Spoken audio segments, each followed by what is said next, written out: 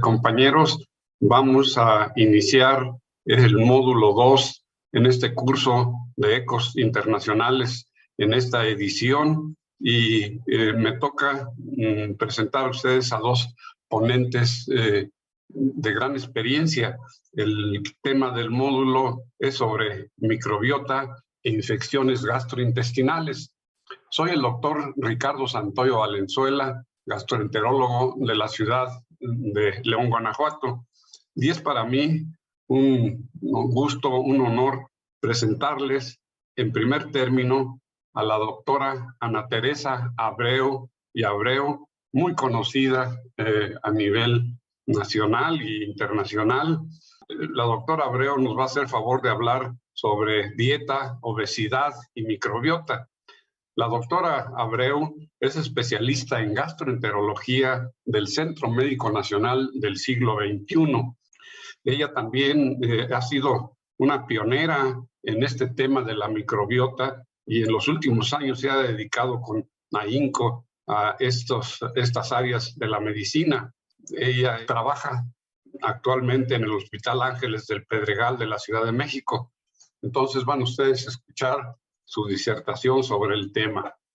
Posteriormente, también tenemos otra ponente de lujo que nos va a hablar sobre la infección por Clostridium difficile, y ella es la doctora María Eugenia Icaza Chávez. Ella es especialista en medicina interna y gastroenterología por el Instituto Nacional de Ciencias Médicas y Nutrición. Ella fue presidenta de nuestra Asociación Mexicana de Gastroenterología, y ustedes van a escuchar con atención todo lo que ella nos puede decir sobre la infección por este germen, este bicho que nos trae de cabeza, pero estoy seguro que ustedes aprovecharán cabalmente la presentación tanto de la doctora Icaza como de la doctora Abreu. Ojalá y cumpla sus expectativas estas presentaciones.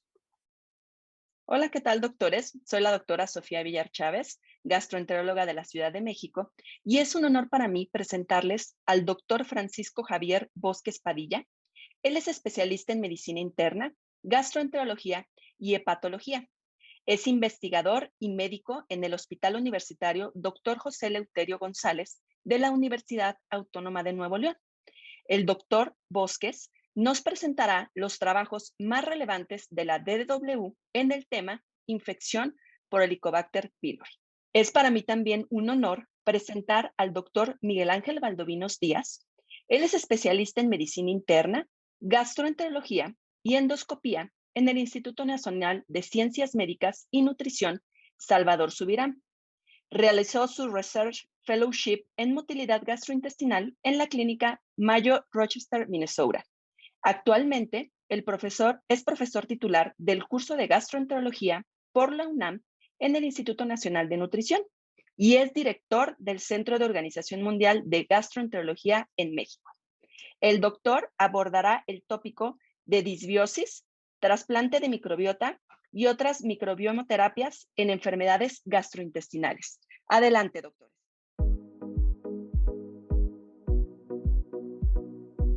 Buenas tardes. Es para mí un gusto estar con ustedes en estos Ecos Internacionales en su edición 26ª en este evento virtual. Agradezco al comité organizador por la invitación. Voy a hablarles sobre los trabajos más relevantes de esta Digestive Week sobre dieta, obesidad y microbiota intestinal. Este es mi posible conflicto de intereses. Y recordar conceptos básicos a manera introductoria. La dieta tiene que ver con la microbiota intestinal y también tiene que ver con influir en los péptidos de defensa del hospedero. Sabemos que la dieta enriquece diferentes especies bacterianas de manera selectiva, que la composición de la dieta tiene influencia en aspectos metabólicos desde la microbiota intestinal, con cambios que pueden ser inclusive cambios a nivel del pH o del microambiente intestinal.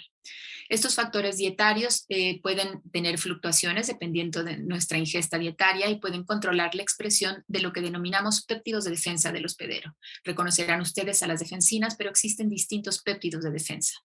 Y sabemos que la microbiota tiene una relación bidireccional con estos péptidos de defensa, no solo en la especificidad de los péptidos de defensa contra gérmenes patógenos o bien en el reconocimiento de comensales, sino que también tiene que ver con la modulación de condiciones ambientales o bien para controlar de forma continua la composición de la microbiota. La presencia de la microbiota es requerida para que se pueda forzosamente expresar estos péptidos de defensa y distintos microorganismos, así como sus productos metabólicos, son capaces de regular a los péptidos. En una sesión plenaria, como trabajo distinguido del grupo del doctor Michael Camilleri de la Clínica Mayo, nos presenta la relación de obesidad, dieta y metabolismo con la enfermedad de SARS-CoV-2. Un aspecto importante porque no solo retoma los aspectos de cómo sucede este anclaje viral a nivel de los receptores de angiotensina E2, sino también cómo existe una fusión del virus con el hospedero, y esto es favorecido por 3 proteasas, en concreto por la proteína precursora transmembrana de serina 2 con furina, catepsina L, que son proteasas que se encuentran a nivel de la superficie de la célula del hospedero. Y en base a esa teoría, ellos buscaron qué relación podía existir en estas proteasas o qué sucedía a nivel celular generadora de las proteasas en los pacientes obesos. Lo que es un hecho es que el tracto gastrointestinal finalmente sirve como puerta de entrada para la infección de SARS-CoV-2 por los receptores de angiotensina E2 y que la obesidad es un factor que está asociado a un peor curso de enfermedad, no solo en hospitalizaciones, sino también en ingresos a unidades de cuidados intensivos e incluso a la mortalidad, pudiendo llegar hasta un 73% en aquellos pacientes que tienen un índice de masa corporal mayor de 30. En base a eso, ellos se preguntaron cuáles pueden ser los mecanismos intestinales que van a predisponer que el paciente obeso tenga un incremento en las posibilidades de infectarse y de evolucionar mal en SARS-CoV-2. El objetivo de ellos fue caracterizar la expresión específica de qué tipo de célula es la que detecta y permite que la proteína de SARS-CoV-2 favorezca como tal la enfermedad y la gravedad en pacientes obesos.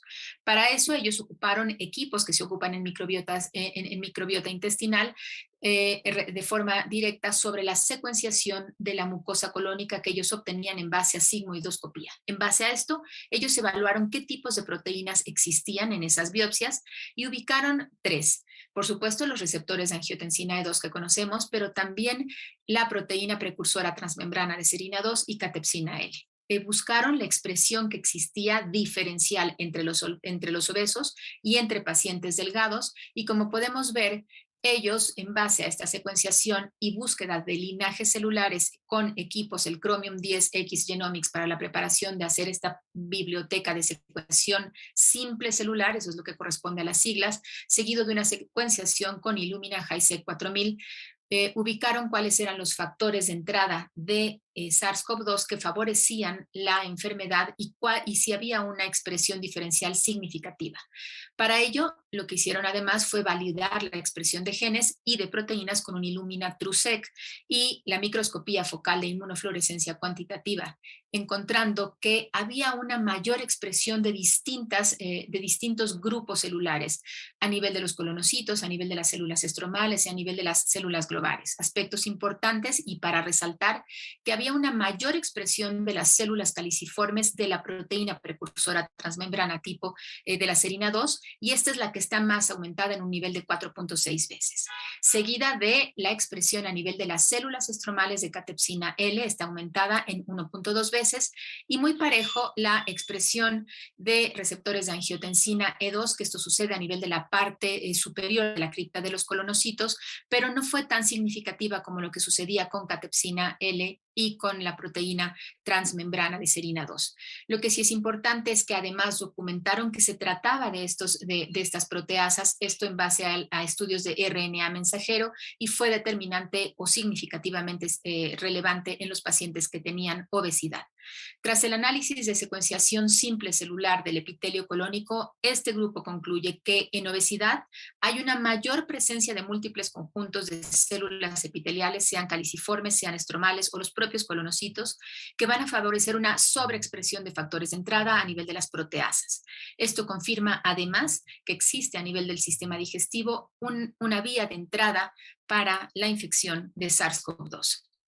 En otro estudio premiado, este es un trabajo en póster, se habló sobre la relación que existe con la aldehído deshidrogenasa en una deficiencia asociada a la disrupción del factor de crecimiento beta, con que existieran alteraciones a nivel de las señalizaciones en obesos y en síndrome metabólico, y esto estructurado a nivel del eje hígado, cerebro, microbiota intestinal. Como ustedes pueden ver en el gráfico, se ubican cómo existen comunicación dependiendo de distintas liberaciones de neuropéptidos o de péptidos que van a llegar por vías vagales o rutas vagales, así como rutas humorales y rutas sanguíneas que van a estar asociadas con este eje hígado-cerebro. Sabemos que la aldehído deshidrogenasa 2 con las señales de factor de crecimiento beta pueden inducir obesidad y también síndrome metabólico. Lo que ellos hicieron fue evaluar esta mediación a nivel de este eje intestino, hígado, microbiota, y exploraron las posibilidades de cuáles eran las señalizaciones que existían relacionadas con el microbioma y la regulación de la progresión de la enfermedad hepática como tal. La aldehído deshidrogenasa se encuentra expresada a nivel hepático y además va a actuar a nivel de la matriz de las mitocondrias, haciendo la oxidación o llevando a cabo la oxidación del acetaldehído a acetato. Y esto en el metabolismo del alcohol y además de metabolizar aldehídos en la peroxidación lipídica. El estudio se hizo en modelos, en ratones mutantes, los cuales tenían genéticamente una pérdida de este factor de crecimiento beta, eran sensibles al alcohol y al daño, y desde el punto de vista del DNA eran similares a los mutantes que tenían esta alteración o deficiencia a nivel de la aldehído deshidrogenasa tipo 2 y la proteína de FANG-D2, que es una proteína que está asociada a la anemia de Fanconi. Ellos lo que hicieron fue desarrollar estas anormalidades y buscar en distintas enfermedades hepáticas, esteatosis, hepatitis crónica, inflamación y neoplasia, que era lo que sucedía de forma evolutiva y gradual con estas alteraciones. Y ellos encontraron que existiendo estas deficiencias a nivel de la aldehído deshidrogenasa, encontraban que ante el estímulo o ante la dieta alta en grasa se exacerbaba la posibilidad de obesidad, pero también la posibilidad de desarrollar hígado graso. En modelos animales que tienen de lesiones hepáticas específicos comparados contra linajes de ratones controles que no tienen estas de lesiones, con la dieta alta en grasas se favoreció obesidad y se favoreció esteatosis hepática. Lo que hicieron fue que en esos ratones controles y obesos y esteatóxicos recolectaron las muestras de materia fecal e hicieron una secuenciación metagenómica con shotgun. Y con esto hicieron una secuenciación de las cadenas de DNA después de forma aleatoria, leyeron los taxones, mapearon los genomas procariotes y evaluaron la diversidad y evaluaron la abundancia microbiana asociada. La cadena beta que se encuentra en la membrana no eritrocítica, vemos, así como la aldehído deshidrogenasa de ratones a los cuales se les daba una dieta normal, tenían alteración y desarrollaban síndrome metabólico, obesidad troncal, resistencia a la insulina, enfermedad hepática grasa, un hígado graso no alcohólico. El grupo de ratones que tenían además esta alteración y una dieta alta en grasas acababan desarrollando obesidad mórbida y estatohepatitis, así como una disminución significativa de los receptores del neurotransmisor a nivel del hígado y con ello un incremento en la inflamación y asociado a que existiera una mayor expresión de grupos bacterianos, por ejemplo, como vemos en este gráfico, de bacterias proinflamatorias a nivel de bacteroidetes, así como una mayor abundancia relativa de microorganismos firmicutes que tienen esta característica proinflamatoria. Este estudio demostró que existe una importancia en esta vía de señalización entre la aldehído deshidrogenasa y el factor de crecimiento beta, ¿en qué? En mantener una composición microbiana intestinal normal que no nos lleve a un proceso inflamatorio por vías colinérgicas y además que tenga una regulación a nivel de las vías vagales, a nivel de la obesidad y el síndrome metabólico. Identificaron alteraciones en la supresión de especies bacterianas proinflamatorias críticas que puede sugerirnos que exista algún potencial terapéutico.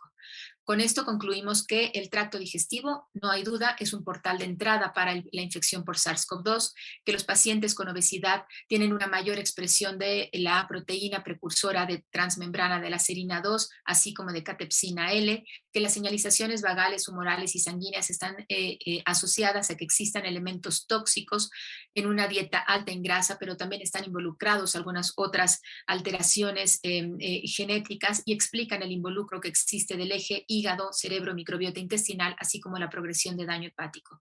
Finalmente, el microbioma intestinal va a impactar en distintos aspectos fisiológicos, pero también ya tenemos un racional de su involucro en la fisiopatogénesis, esto desde distintas entidades asociadas a múltiples variables, no solo la dieta, sino medicamentos, genéticos, señalizaciones, estructura, influencias externas, la presencia de obesidad, el exposoma, y todo esto puede hacernos llevar de forma en un abordaje clínico y de conocimiento que soporten que con mayor precisión tenemos que fijarnos en la determinación de las vías, señales y funciones de la microbiota intestinal. Muchas gracias por su atención.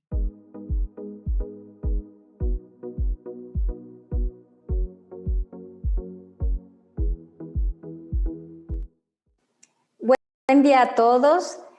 Quiero agradecer al comité organizador por la invitación a presentar este tema, infección por Clostridioides difficile, de lo presentado en la Semana Nacional Americana de Gastroenterología. No tengo conflictos de interés. Los efectos de la pandemia por SARS-CoV-2 han tenido influencia en todo lo que hacemos en la medicina, y la infección por Clostridioides difficile no sería la excepción. Cuando un personal de salud va a una habitación de un individuo con infección por Clostridioides difficile, al salir de la habitación, 14 a 59% de las veces tiene las manos contaminadas con la bacteria.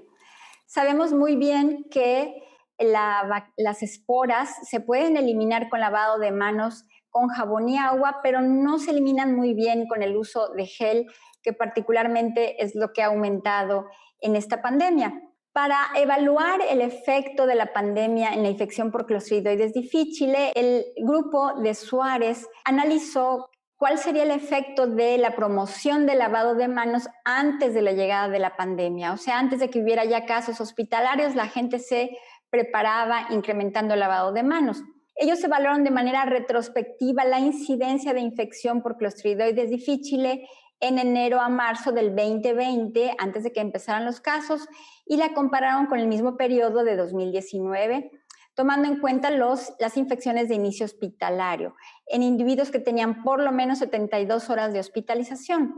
Ellos encontraron 6,447 casos de hospitalizaciones en 2019 y 6,889 en el 2020. En ambos años la incidencia fue de 0.4 sin diferencias significativas. Caso diferente sería el efecto de la pandemia misma en la infección, debido a que hay una disminución de cirugías programadas y hay un incremento importante en el uso de antibióticos.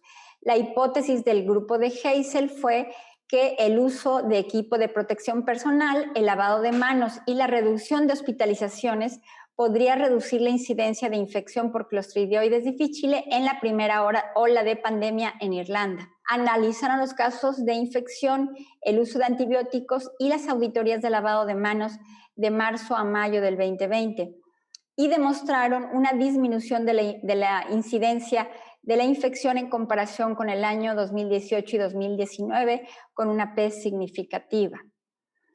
Los inhibidores de bomba de protones, el vonoprazan, tienen una influencia sobre la infección por Clostridioides difficile. Sabemos que los inhibidores de bomba de protones incrementan el riesgo de padecer la enfermedad. En un metaanálisis se encontró un incremento del 65% de la incidencia de enfermedades relacionadas con clostridioides en individuos que utilizan inhibidores de bomba de protones. Pero ya que los bloqueadores de ácido competitivos con potasio o PCAB bloquean de manera más profunda el ácido, se teme que incremente más el riesgo. Los inhibidores de bomba de protones entran a la luz de la célula parietal y son ahí activados, pero son muy inestables. Por lo tanto, se desintegran y cuando llegan nuevas bombas no las pueden bloquear. Sin embargo, los PCABs, como el vonoprazan, son muy estables en la luz de la célula Por lo tanto, cuando llegan nuevas bombas, las bloquean correctamente y esto produce un bloqueo más profundo del ácido. El grupo de Watanabe analizó una base de datos hospitalaria de los casos de la infección entre el 2014 y 2019. Ubicaron los casos y eligieron 3 controles y los fueron apareando por edad, sexo, historia de hospitalización en los 3 meses precedentes e índice de comorbilidad de Charlson, así como el uso de inhibidores de bomba de protones y antibióticos. Compararon a los inhibidores de bomba de protones, vonoprazan y los casos de clostridioides. Ellos no encontraron diferencia entre los casos y controles en cuanto a la hospitalización en los últimos meses, la calificación de comorbilidad. Obviamente sí tenían mayor antecedente de uso de antibióticos los casos, y en cuanto a los bloqueadores H2 no hubo diferencia. Los inhibidores de bomba de protones y los PCABs fueron utilizados con mayor frecuencia en los casos que en los controles. En el análisis multivariado se encontró que cualquier bloqueo del ácido tenía una influencia, sin embargo, no hubo diferencia entre el uso de inhibidores y PCABs. En cuanto al tratamiento de la infección por clostridioide, de acuerdo a las guías de la Sociedad de Enfermedades Infecciosas de América y la Sociedad de Epidemiología de la Salud de América, en un episodio inicial fulminante de infección por clostridioides difíciles se debe utilizar vancomicina por vía oral o por sonda nasogástrica. En caso de hilio se pueden utilizar enemas de vancomicina y en la segunda o más recurrencias de la infección utilizar el trasplante de microbiota fecal. En el consenso australiano del tratamiento de la infección se analizó que hay estudios de trasplante de microbiota fecal en individuos con un cuadro inicial incluso fulminante que demuestran éxito terapéutico. Y sugieren ya en esta guía que como tratamiento inicial podría ser una alternativa razonable a los antibióticos. Para analizar esto, Mironova presentó un estudio en el cual analizaron a 658 individuos hospitalizados con una infección grave o fulminante, en la cual 14 de ellos recibieron cuidados habituales más trasplante de microbiota fecal en el cuadro inicial y seleccionaron 28 controles con tratamiento habitual. El objetivo fue muerte hospitalaria, egreso a cuidados mínimos y muerte a 30 y a 90 días. Ese trabajo tuvo una distinción. Como objetivo primario, la mortalidad fue de 1 en el caso de la combinación de tratamiento habitual con trasplante y 7 en el caso del tratamiento habitual. Y se encontró que en el análisis univariado esto fue significativo, pero en el análisis multivariado no hubo diferencias, por lo cual los autores sugieren que se requieren estudios más grandes. Sabemos que después de un cuadro inicial de infección por clostridioides, 10 a 30% de los individuos tienen una primera recurrencia, una segunda recurrencia más del 40% y una tercera recurrencia más del 50%. Se presentaron en esta semana 2 trabajos para la prevención de la recurrencia con consorcios bacterianos, uno de ellos con RBX 2660, el cual está diseñado para la prevención de la infección recurrente. Es una suspensión de microbiota obtenida de sujetos sanos. Ya se han hecho previamente estudios fase 1 y 2 que han estado completados. En esta semana, CAFT presentó el análisis interín de un estudio fase 3 con RBX 2660, que es un estudio abierto fase 3 con 125 individuos que tenían en promedio 2.7 cuadros previos de infección por clostridioides, habían tenido episodios graves que requirieron hospitalización y la administración era de una dosis única de RBX 2660 por enema después de haber completado con los antibióticos. Había un periodo de lavado, se administraba el enema y posteriormente se dio seguimiento a 8 semanas y a 6 meses. Ellos encontraron un éxito de 75% a las 8 semanas para prevenir la recurrencia y de los que habían tenido éxito, todavía del 74% a los 6 meses. Hay que aclarar que no hay grupo placebo, aunque sí tomamos en cuenta los históricos, pues es exitoso. Y por último, el EcoSport es un estudio fase 3 doble ciego controlado con placebo de cápsulas de SER-109, que son esporas purificadas de firmicutes de donadores sanos. En un estudio fase 2 con 89 individuos se encontró una reducción de la recurrencia, sin embargo, solo fue significativo en mayores de 65 años. En este caso, en una fase 3 hizo un doble ciego controlado con placebo por 24 semanas con objetivo primario de prevenir la recurrencia. Se aleatorizaron 182 pacientes con mayor a 2 recurrencias, mayor o igual a 2, y se les administró 4 cápsulas por 3 días o placebo. Se encontró un éxito terapéutico con una reducción de casi 40% a 12% a las 8 semanas y a las 24 semanas de 47% a 21.3%. Para concluir, durante los preparativos previos a la pandemia no se demostraron diferencias en la incidencia de infección hospitalaria. En los primeros meses de la pandemia se demostró una disminución de los casos de infección hospitalaria. Los bloqueadores del ácido incrementan el riesgo de infección por clostridioides, pero sin diferencia entre ellos. El trasplante de microbiota fecal debe considerarse como un tratamiento de primera línea en la infección inicial y grave. RBX 2660 redujo la recurrencia de infección multirecurrente en un estudio fase 3, igual que SER-109 en comparación con placebo. Muchas gracias.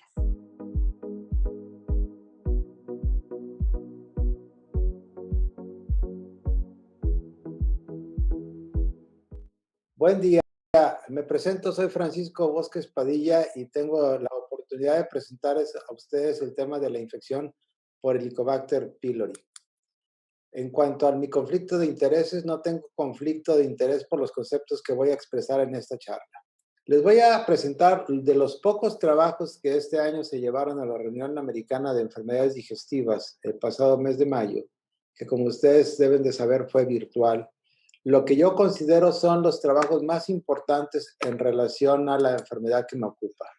En ese sentido, el tema importante es la eficacia de la terapia dual en dosis altas con respecto a la terapia cuádruple de bismuto en la erradicación del Helicobacter pylori, tanto de primera vez como de rescate, que es un tema que nos tiene muy ocupados, y este es un trabajo de lo más interesante que desarrollaron un grupo de colegas de Oriente. La terapia basada en bismuto cuádruple se ha recomendado como un tratamiento estándar de primera línea o bien de rescate para erradicar el Helicobacter. La tasa de eventos adversos hace que el cumplimiento del paciente se vea afectado. En cambio, la terapia dual a altas dosis es un esquema simple donde la resistencia a los antibióticos es relativamente baja y potencialmente es una opción de alta eficacia. Los autores de este trabajo comparan la eficacia, los eventos adversos y el cumplimiento del tratamiento con el esquema de alta dosis versus el cuádruple en regímenes de primera o de rescate. Estos investigadores también exploraron factores que pudieran influir en la erradicación de la bacteria.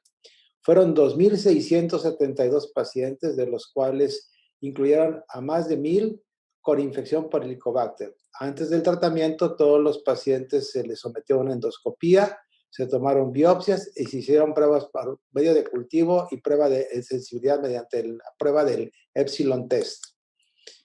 En este estudio, los pacientes de primera línea fueron 576 y de rescate 444, y creo que es importante en esta diapositiva ver conmigo el tema de las dosis. 20 miligramos de rabeprazol 4 veces al día y 750 miligramos de amoxicilina 4 veces al día por 2 semanas. Por eso le llaman terapia dual de alta dosis.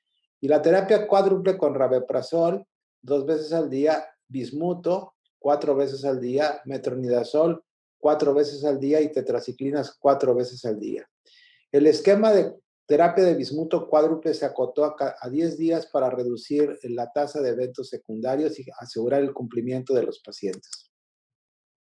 Usando una prueba estándar para erradicación que se hacía 4 a 8 semanas de tratamiento, vean ustedes los resultados. La tasa de erradicación por intención de tratamiento en terapia de primera línea fue muy alta. Ustedes pueden observar aquí conmigo la tasa que observamos fue de, en este caso, un 95% en la terapia de alta dosis y de 91% en la terapia cuádruple. La erradicación por los tratamientos de rescate fue superior al 91% en el grupo de terapia de alta dosis y de 88% en la terapia cuádruple. Los investigadores observaron diferencias importantes en la tasa de eventos adversos. Vean ustedes un 27% en la terapia de alta dosis contra un 65% en la terapia cuádruple. La resistencia, como es de esperar, en aquellos que venían de terapia de rescate fue proporcionalmente mayor tanto para amoxicilina como para metronidazol, tetraciclinas y particularmente para claritromicina y levofloxacina, como pueden ustedes observar. La terapia dual de alta dosis y la terapia cuádruple fueron capaces de lograr tasas de erradicación bastante importantes. Sin embargo, señalo el tema de la tolerancia. Otro elemento que revisé fue el cumplimiento de las pautas de práctica clínica de metaplasia en los gastroenterólogos de los Estados Unidos. El cáncer gástrico, lo sabemos, es la quinta causa de mortalidad. La vigilancia endoscópica para buscar condiciones precancerosas es fundamental. La Asociación Americana de Gastroenterología ha definido sus pautas en el pasado reciente, pero los autores de este trabajo se preguntaron si se cumplía o no con estas pautas. El objetivo era explorar la variación en el manejo y la aceptación de un protocolo estándar para buscar metaplasia intestinal. Es un estudio de pre- y post-intervención. A los médicos se les instruyó al respecto. Se toma una muestra al azar de 50 pacientes diagnosticados en el periodo de 2016 al 2019 en la ciudad de Houston. Extraen los datos del expediente y revisan el cumplimiento de estas pautas de los gastroenterólogos. Se les instruye y se realiza el procedimiento en la sala de endoscopía. 50 pacientes con metaplasia antes de la intervención, identificada endoscópicamente, y la localización de la biopsia especificada en una proporción muy pequeña antes de la intervención, 16%. Solo 10 pacientes, el 20%, tuvieron una segunda prueba para buscar si había o no Helicobacter pylori, y las biopsias de seguimiento y mapeo se realizaron solamente en el 22%. Una vez que se les instruyó a los colegas, la tasa de cumplimiento mejoró de manera importante. Se tomaron biopsias por separado en el 91% y se hicieron pruebas de seguimiento para erradicación o presencia de Helicobacter en el 53%. La localización para el mapeo de la metaplasia se cumplió en el 91% de los pacientes después de la intervención. Y los médicos se sentían confortables en un rango de un 77% después de la intervención.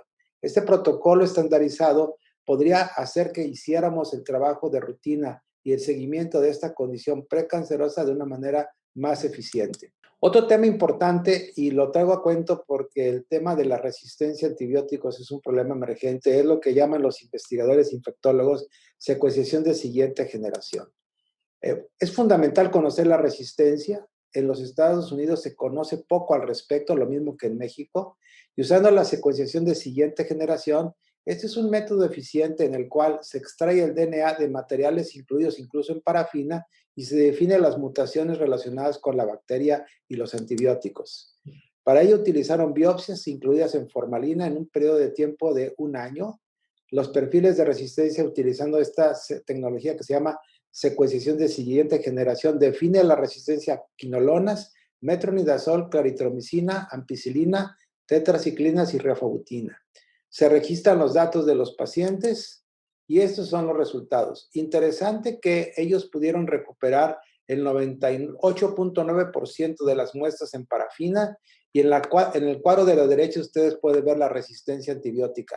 A un antibiótico el 65%. Y luego la corresistencia cercana al 10% o más. Por supuesto, el tratamiento cuádruple cumplió con una tasa de curación cercana al 90% y el tratamiento triple por debajo del 58-61%. Entonces, es un tema de importancia práctica. Los pacientes de terapia cuádruple tuvieron mayor éxito de erradicación con una diferencia significativa. Los que recibieron un esquema que contenía cepas resistentes de claritromicina, la tasa de curación muy pobre, cercana al 14%, con respecto a los del 55%, malos resultados. Y les señalo para quienes somos detractores del metronidazol. El metronidazol sí mostró una probabilidad de fracaso equivalente con y sin resistencia. No es una mala opción usada de manera conveniente. Nos da datos importantes a través de métodos como la siguiente generación de secuenciación, definir patrones de resistencia a partir del cual podamos nosotros tomar decisiones más racionales y hacer lo que llaman un tratamiento antibiótico pautado. Y el último trabajo es el uso de los metaanálisis. Es un trabajo que traigo a cuento del doctor David Graham, en donde él cuestiona lo que hemos hecho. El metaanálisis ha sido una parte importante para definir las pautas de tratamiento. La enfermedad fue declarada como una condición infecciosa en el año 15. Se replantean los objetivos del tratamiento y los metaanálisis han tenido una serie de defectos en su diseño y en su interpretación. Por ejemplo, en la recomendación del Colegio de Gastro del 17, la diferencia entre el tratamiento cuádruple y triple era de solamente menos de 10 puntos porcentuales, cifras muy bajas. Ambos regímenes se administraban durante 14 días. El otro tema importante es los esquemas de inhibición ácida. Vean ustedes cómo no son equivalentes las moléculas. 9 miligramos contra 72 miligramos de omeprazol, dependiendo de la sal. ¿Cuál es la propuesta del Dr. Graham? Que los resultados que utilicemos sean los principios de la administración antimicrobiana basada en tasas de curación reales. Que logremos esta curación de más del 95% y que solo incluyamos este tipo de análisis para lograr tasas de curación de más del 90%. ¿Cuáles son los mensajes para llevar a casa? La terapia dual a doble dosis, a cuádruple dosis, es tan efectiva como la terapia cuádruple, pero con mejor tolerancia. Que tener un protocolo estándar de vigilancia de metaplasia garantiza el apego correcto, que la secuenciación de siguiente generación es un método eficiente para detectar la resistencia y finalmente, para hacer un adecuado metaanálisis debemos incluir resultados válidos. Muchas gracias por su atención.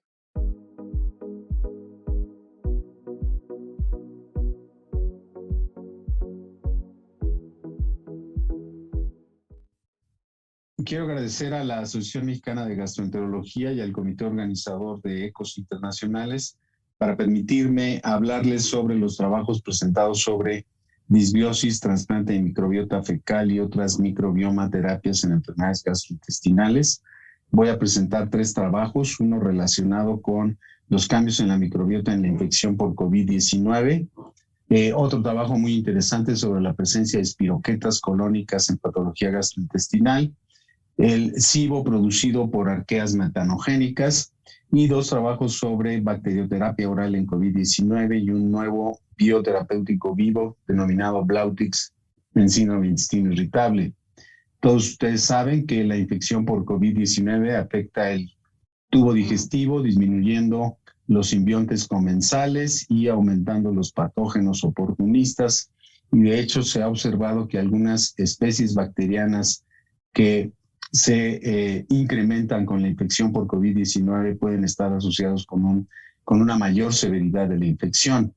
En este sentido, se presenta este trabajo en 50 pacientes con COVID-19 en unidades de terapia intensiva y la microbiota de estos pacientes se comparó con 9 pacientes recuperados de la infección y 34 controles no infectados, todos ellos en minorías de Estados Unidos, negros, hispanos y amerindios. Se midió la microbiota fecal con técnicas de 16 RNA ribosomal y en estos resultados se muestran cómo en el análisis de componentes principales la microbiota de los pacientes infectados es significativamente diferente a la de los sujetos recuperados o no infectados de los controles y vean cómo la diversidad microbiana medida por índice de Shannon en los pacientes infectados se reduce de manera significativa. En esta diapositiva se compara el microbioma de los pacientes infectados con aquellos no infectados y vean ustedes cómo la microbiota es diferente tanto en el análisis de componentes principales como en la diversidad, la alfa diversidad medida por el índice de Shannon. Y las especies predominantes en los pacientes infectados son Campylobacter y Klebsiella. En esta otra gráfica se muestra cómo el microbioma de los pacientes infectados es diferente a de los pacientes recuperados, tanto en análisis de componentes principales como en alfa diversidad. Y esta es una diapositiva en donde se compara el microbioma de los pacientes recuperados de la infección por COVID-19 de aquellos controles no infectados y vean cómo no es diferente esta microbiota, lo cual implica que la recuperación de la infección parece ser que produce una recuperación de la microbiota intestinal. Recientemente el grupo del doctor Magnus Simren ha publicado este trabajo interesantísimo en donde se asocia especies de espiroquetas, en este caso la Brachyspira, con síndrome de intestino irritable con diarrea. Esto se demuestra con micrografía electrónica o bien con anticuerpos dirigidos contra Brachyspira. Estos son 3 biopsias de sujetos con síndrome de intestino irritable con diarrea, donde son positivos para los anticuerpos contra Brachyspira. La Brachyspira se puede localizar por fuera o por dentro del moco del intestino. Y en este trabajo se presenta el metaanálisis de 4 estudios que analizan la presencia de espiroquetas en el colon y vean cómo las espiroquetas se asocian con mayor riesgo de tener diarrea, de tener dolor abdominal y por supuesto de tener mayor riesgo de síndrome de intestino irritable con criterios de Roma e interesantemente con mayor frecuencia de pólipos colónicos, de tal manera que este hallazgo es nuevo, es significativo y estaremos pendientes de cuál es el significado clínico de la presencia de espiroquetas en el colon. Recientemente ustedes saben que se ha publicado la primera guía sobre el manejo del síndrome de sobrepoblación bacteriana. Sabemos que las bacterias productoras de hidrógeno hacen que el hidrógeno producido sea utilizado por las arqueas que van a formar metano o bien por las especies productoras de sulfuro que van a formar ácido sulfídrico o sulfato de hidrógeno. En este estudio, 1.461 pruebas de aliento fueron analizadas. Se evaluaron los cuestionarios de síntomas de los pacientes. La prueba de aliento se hizo con 50 gramos de glucosa. Se utilizaron los consensos del consenso norteamericano sobre pruebas de aliento para detectar SIBO. Estos son la lista de síntomas gastrointestinales analizados y la lista de condiciones gastrointestinales también identificadas. Interesantemente, el 50% de los pacientes producen solamente hidrógeno, 38.8% producen solamente metano y 11.4% de los sujetos producen tanto hidrógeno como metano. Y de manera interesante, los que tienen metano en la producción, ya sea solos o con hidrógeno, se asocian más con colecistectomía, con diabetes y con bypass gastroyeyunal. Y de manera muy interesante, aquellos que son deficiencia de B12 tienen un menor riesgo de tener productores SIBO por productores de metano. En este otro trabajo les presento los resultados de bacterioterapia oral con un probiótico de 8 cepas que incluía Streptococcus, bifidobacterias y lactobacillus, que fue administrado concomitantemente con la mejor terapia disponible para la infección por COVID-19, que es hidroxicloroquina, citromicina y otros agentes. Y se comparó entonces aquellos pacientes, 112 pacientes infectados por COVID-19 contra 88 que recibieron la mejor terapia disponible más la combinación de probióticos. Y en términos de mortalidad se observó que hubo mayor mortalidad en aquellos que solamente recibieron la mejor terapia disponible en comparación con los que recibieron el probiótico, con una diferencia estadísticamente significativa. Estas son las curvas de Kaplan-Meier, en donde aquellos que no reciben el probiótico tienen un mayor riesgo de morir que aquellos que recibieron el probiótico. Y en el análisis multivariado parece ser que el recibir probióticos es un factor predictor de mejor pronóstico que todos aquellos factores como albúmina, plaquetas, PCR, linfocitos, etc. Y finalmente les presento este trabajo de fase 2 en donde se comparó un bioterapéutico oral de cepa única, de Blautix, que es una especie de Blautia, en pacientes con intestino irritable, con estreñimiento o con diarrea, en comparación con placebo. Y aquí la respuesta global se observa que hay una ganancia terapéutica del 7.9% en los pacientes estreñidos, de 5.6% en los pacientes con diarrea. Interesantemente, este es un estudio multicéntrico. Los pacientes americanos responden mejor al bioterapéutico en comparación con los ingleses y los irlandeses, y la población de americanas, o sea, de mujeres americanas, son las que tienen una respuesta mayor a este bioterapéutico. Y vean cómo hay también mejoría de los hábitos intestinales, tanto en los estreñidos como en los diarreicos, y también mejoría del dolor abdominal. En conclusión, les he presentado trabajos que muestran que la infección por SARS-CoV-2 impacta significativamente la microbiota intestinal, y esta interacción contribuye a la fisiopatogenia de la COVID-19. Las espiroquietas colónicas se asocian con síntomas y con un subgrupo de pacientes con síndrome de intestino irritable. Un riesgo bajo de deficiencia de B12 puede distinguir la sobrepoblación producida por arqueas de aquella sobrepoblación producida por bacterias productoras de hidrógeno. La bacterioterapia oral con un probiótico multicepa reduce el riesgo de morir por COVID-19 en pacientes con neumonía grave. Y Blautix, un bioterapéutico vivo nuevo, parece ser una opción terapéutica en el síndrome de intestino irritable con estreñimiento y también con diarrea. Muchas gracias por su atención.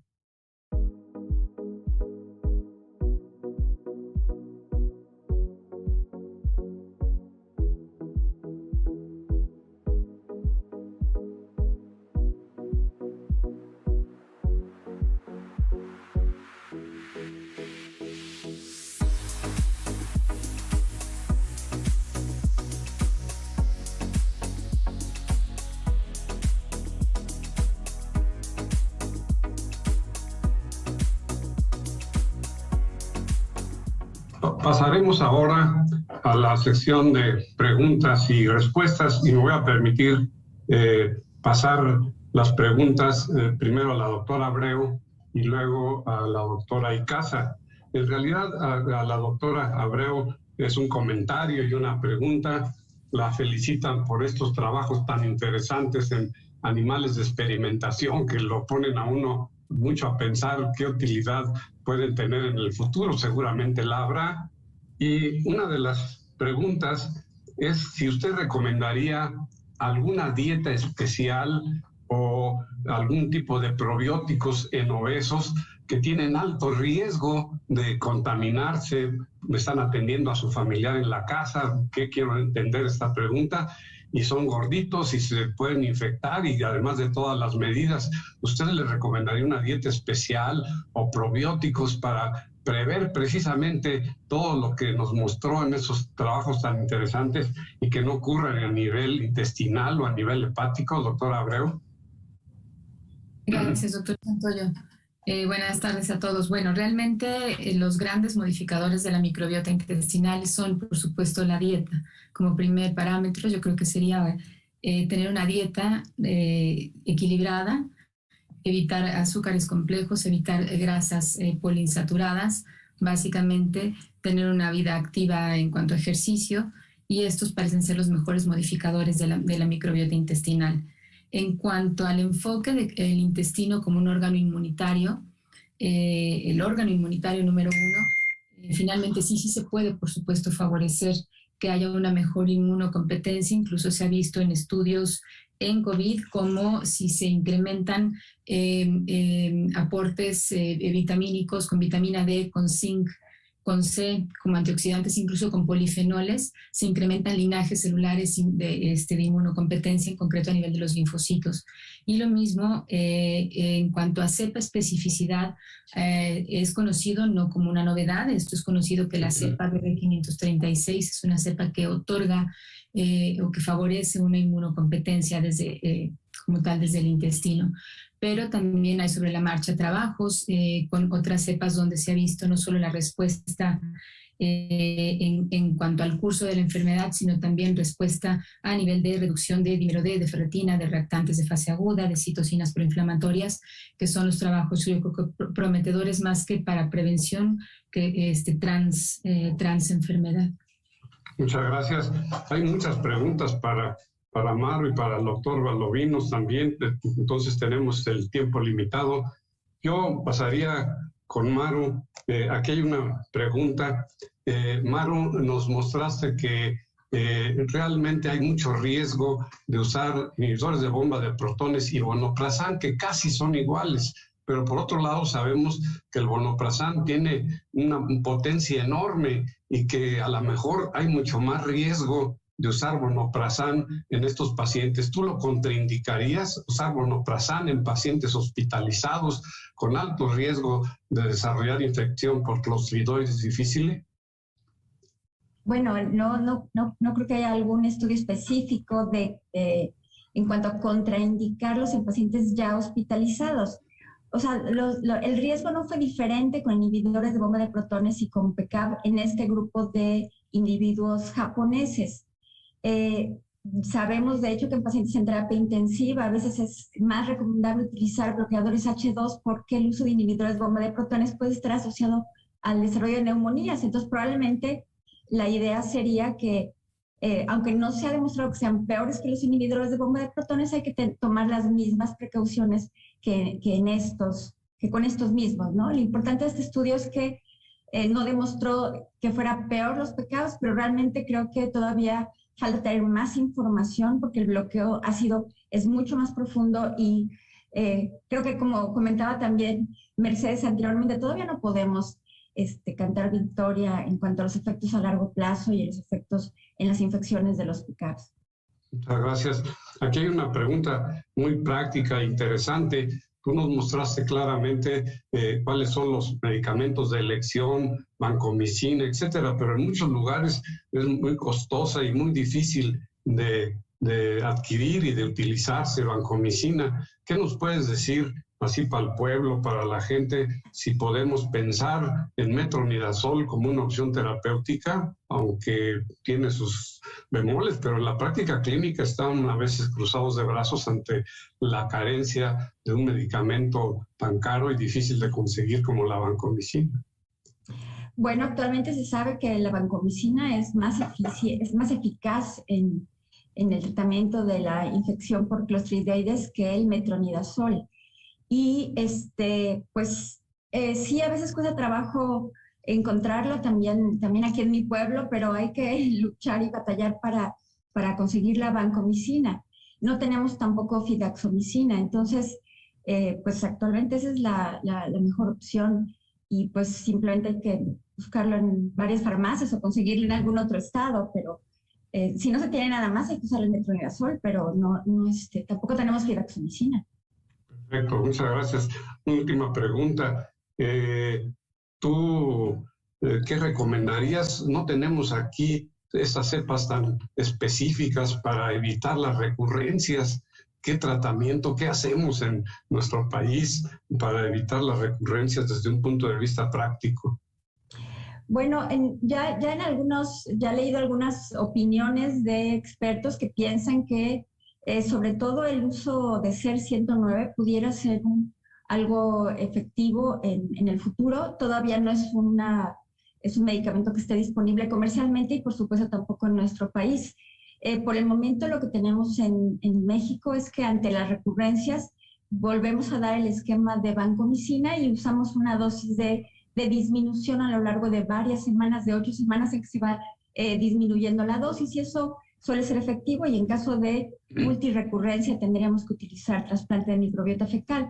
Desgraciadamente los probióticos no han demostrado ser muy eficientes en prevenir las recurrencias y en caso de uso de tener que usar antibióticos en individuos que ya han tenido recurrencias por Clostridium, pues puede ser de utilidad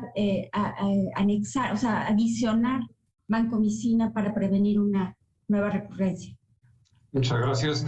Hay muchísimas preguntas de los siguientes dos ponentes y le cedo la palabra a Sofía Villar para que le formule a Paco y a Miguel Ángel todas las preguntas que están llegando hasta nosotros. Adelante, gracias. Sofía, por favor.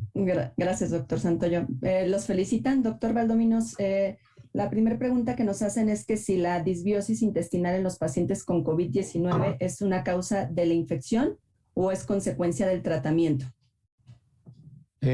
Gracias, Sofía. Es una pregunta que la doctora Xieng ha publicado ya los primeros estudios de la Universidad de China en Hong Kong, en donde demuestra claramente que la infección por SARS-CoV-2 impacta negativamente la microbiota intestinal como factor único.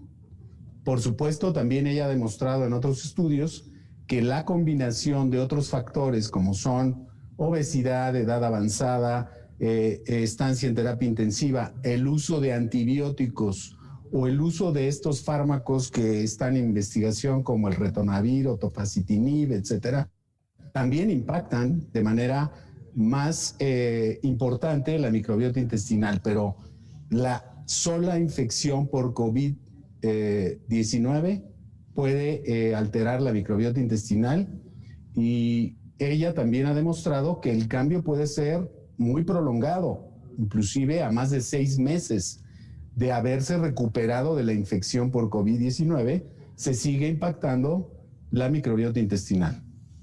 Gracias. Y también nos preguntan que si ya se recomienda actualmente dar probióticos en pacientes con infección por COVID. Bueno, como les presenté, hay ensayos preliminares con muchas deficiencias metodológicas. Son pacientes sumamente complicados, en donde hay una gran diversidad de confusores, en donde se han empleado ya mezclas o combinaciones de probióticos, y aparentemente, como en el estudio que presenté, hay reducción de la mortalidad, por lo menos, ¿no? Existen otros estudios que sí muestran también impacto importante sobre la microbiota intestinal. Y nuevamente los invito a que vean la siguiente conferencia magistral de la doctora Xieng.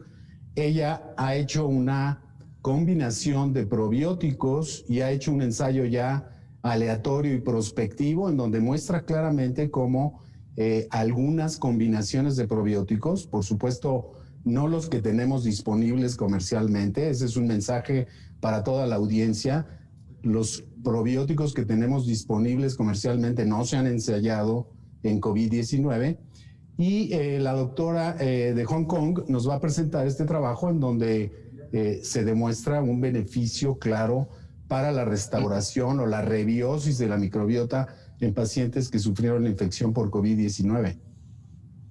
Gracias, doctor. Y también nos pregunta Sofía Martínez, ¿a qué fármacos u otras intervenciones estuvieron expuestos los recuperados en el trabajo de COVID-19? Bueno, ya los mencioné. En los diferentes trabajos se utiliza la mejor terapia disponible.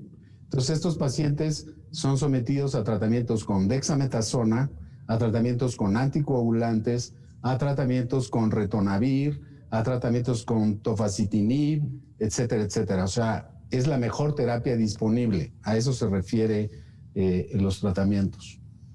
Perfecto. Y otra pregunta, ¿sería conveniente ya empezar a investigar las espiroquetas colónicas en pacientes con SI en un futuro? Bueno, ese es un hallazgo interesantísimo. El doctor Magnus Simren, ha descrito por primera vez en este estudio que lo mencioné, la presencia de estas dos braquispiras en pacientes con intestino irritable con diarrea. Y el metaanálisis que presento o que se presentó en la DDW demuestra que existen estas espiroquetas. Lo que pasa es que normalmente en las tinciones de hematoxilina y eosina de las biopsias colónicas pasan desapercibidas las braquispiras y se requieren de una investigación especial con técnicas de inmunohistoquímica para poder identificarlas. Son ensayos preliminares, pero que obviamente nos abren los ojos acerca de la posibilidad de tener infecciones previamente no detectadas que son causa del intestino irritable con diarrea, y por lo tanto en un futuro se desarrollarán técnicas probablemente más sencillas, más económicas para detectar este problema. Y el otro punto importante es no sabemos si son responsables del síndrome de intestino irritable. El doctor Simren hizo un ensayo ya con metronidazol tratando de eliminar las braquispiras y no demostró una mejoría significativa. Entonces no sabemos si son comensales que están ahí en la mucosa del tubo digestivo o bien si de verdad son los responsables de los síntomas como el dolor abdominal y la diarrea. Muchas gracias. Creo que el doctor Bosques Padilla no está en la sesión de preguntas, ¿verdad? Porque tenían una pregunta para él, que cuál es el primer línea de tratamiento para erradicación de Helicobacter pylori. Pero bueno, esa ya sí sabemos que pues... Ajá, sí, adelante, doctora. No, me avisó el doctor que está en un sangrado agudo. Sí, perfecto. Él no, ¿verdad? Él no está sangrando. No, esperemos que no. No, creo que no, pero pues él siempre ha insistido que el primer esquema en México actualmente debe ser con tetraciclinas, la terapia cuádruple. Yo el problema que me encuentro es que nunca encuentro, o sea, les cuesta un trabajo encontrar las tetraciclinas, la adherencia es muy difícil. Leí un estudio reciente en que no se puede sustituir con la, ¿cómo se llama? El que también es tetraciclina, pero se utiliza 100 miligramos 2 veces al día. Doxiciclina. Vibramicina, que es doxiciclina, doxiciclina, que no funciona igual, y hay estudios. Entonces, pues, es el problema. Sí, o también la terapia concomitante, ¿no? También es otra opción. Porque esa fue otra pregunta también que ya se contestó del problema de las tetraciclinas. Y también preguntan que si de manera comercial existe en México terapias con trasplante de microbiota fecal. Por supuesto que no. Existen bancos ya en la Universidad de Nuevo León, en la UNAM se está tratando de tener un banco de microbiota, pero por supuesto que desde el punto de vista comercial no existe a nivel mundial. O sea, los bancos que hay en los Estados Unidos, por ejemplo, no es que sean comerciales, sino son bancos non-profit, o sea, que no son lucrativos, pues, o para lucrar, sino son bancos que sean diseñados para el beneficio de los pacientes, claro. Muchas gracias. Pues creo que ya no hay preguntas. Estamos ya sobre el tiempo. Les agradecemos mucho a los participantes. Qué lástima que Paco se haya tenido que ir, pero muchas gracias por sus valiosas aportaciones. Que tengan un buen día. Felicidades. Gracias. Hasta luego.